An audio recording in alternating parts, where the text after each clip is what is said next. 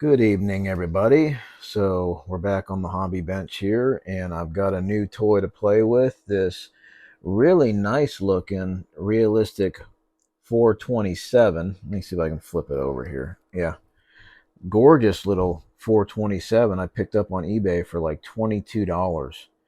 And of course, the seller description wasn't anything descriptive at all. It just said, hey, realistic 427.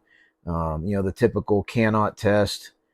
And I thought, well, for 22 bucks, why not pick it up and see what it can do? So it was able to receive just fine, but no transmit. So I don't normally do troubleshooting videos because I think they're just kind of boring. But I know some people like that kind of stuff. So I'll show you what I found in this thing. It does transmit now, but I'll show you what the culprit was. And so basically, here's the culprit right here. This little 470 microfarad cap. And you'll see our new one that we've got in place here. And I'm going to go ahead and recap this whole radio. But I thought, before I do that, which, if I would have just recapped the whole radio from the get-go, I would have inadvertently fixed the problem. But I thought I'm going to just chase it down just for fun because, this is part of the hobby is, when you got broke stuff to fix it. So I thought I'd just go ahead and troubleshoot it. So I did. And luckily, it was only one component that was causing a problem. But I'll show you here. So basically, what the problem was. Let me turn this light on. Maybe that'll help. Not really. Let's see if I can pick this up. Maybe put it up like this. This is the Sam's manual, by the way, for the realistic 427. So basically, we were missing some voltages. And here is our TR22 voltage regulator right here. And we had our 13 volts here on the collector side, and that's coming through R111 here. But then on R110, we had power on one side of R10, but nothing on this side. And of course, then we had nothing at C145, which is that 400 microfarad cap right there, 470 microfarad cap. We had nothing at the Zener, nothing at the base of TR22. So when you would key, since we're missing 8 volts here, we're missing 7 volts, 5.9 volts, all that's supplied off that TR22 voltage regulator. When you would key the radio, the LED would just blank out from the channel you're on to nothing, and you would get modulation for like a split second. Like if you talked into the mic, you would just hear it for a microsecond before it dropped offline. And you got no power out, no modulation. So went straight to this cap here, C145. Let me put this down now, and I'll show you where I'm at on the radio. So here is TR22. Let me flip this up a little bit.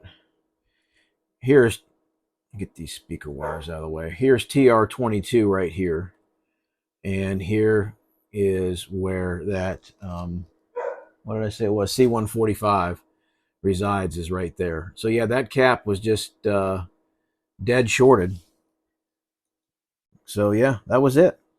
And once I got that, so now we can just, am I safe to key up? Where am I going into? I'm going into the RF sampler. So we'll first do this. We'll take it out of there and we'll put it back into the 8920.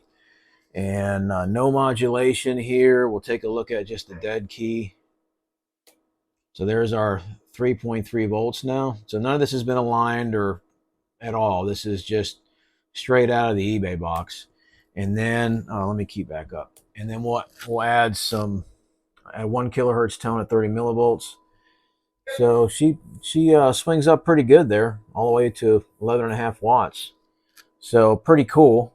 And then we'll look at our AM envelope, our waveform. So there's our, can you see that? Let's see. There, now you can see it. So there's our dead key. And we'll go ahead and add some modulation again. And she looks beautiful. So yeah, completely not aligned. Let me take that. All right, so that being said, she does receive okay. Channels 1 through 40. And I haven't checked if she'd actually transmit on channels 1 through 40. Let's see. I'm sure she will. She receives on channels 1 through 40. I'm positive there's nothing wrong with the PLL circuit, but we'll put her on channel 1, and then we'll just key it up and see if we got any power out. Oh, yeah, 3.4. And then we'll go to channel 40. You can see that or not. All right, channel 40. And she keys up just fine. Yeah, so I guess if you want to argue, this is why I replace all the electrolytic caps in all these old radios, because once you do that, I mean, this radio will last for probably 2 or 3 decades more. This thing, I would assume, is probably late 70s, 77 to 79, I think is what I had researched on these. And I actually have another one of these coming probably tomorrow. And I like them. I mean, it's a nice, just little standard AM radio. So yeah, so after fixing the issue, she's transmitting and receiving just fine. And, you know, I practically stole it off eBay. I'll get it recapped, and then I'll go through the alignment. And yeah, I don't plan on doing anything else to it. It's a beautiful looking radio. I mean, it almost looks brand new. So yeah, just thought I'd show you guys that. Just a little. I don't really ever do troubleshooting videos, or very rarely, but I thought I'd just go ahead and do that since I got the urge to, instead of recapping it first, just go ahead and grab the Sam's manual and have some fun tracking it down, and that was it. So 73s, everybody, and we'll see you next time.